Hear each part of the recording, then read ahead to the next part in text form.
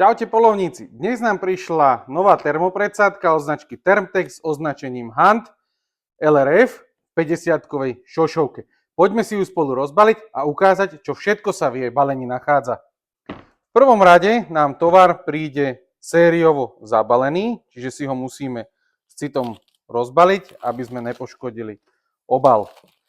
Po odstránení ochrannej fólie sa v balení nachádza informačný katalóg s návodom a v neposlednom rade priamo termovízna predsádka v ďalšom látkovom obale, ktorú si môžete brávať aj do poseda, dajme tomu.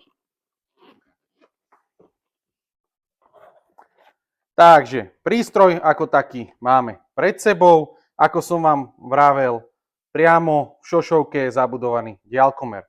Tu na tento prázdny priestor je pripravený na baterku, ktorá sa nachádza v hornej časti obalu. V cene máte baterky 2 a jeden nabíjací adaptér.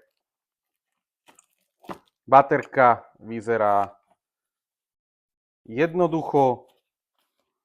Takáto malá platnička, ktorú si my vkladáme priamo do spodku.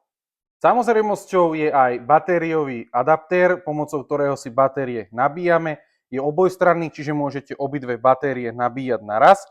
A takisto máte v cene aj prsteň od značky Thermtex. A tento prsteň nie je na ozdobu, ale je na to, aby ste si ho prepároval s termovíznou predsádkou a vedeli si termovíznu predsádku ovládať. Takže v cene máte aj tento prsteň. Samotná výhoda tejto termopredsádky je tá, že máte zabudovaný diaľkomer a tým pádom už aj balistickú kalkulačku. Tento prístroj my nášmu zákazníkovi ideme osadiť na puškohľad, čiže máte sa na čo tešiť a najbližšie sa vám hlásim zo strelnice, kde vám ukážem, ako balistickú kalkulačku nastavujem a ako reálne a správne aj funguje.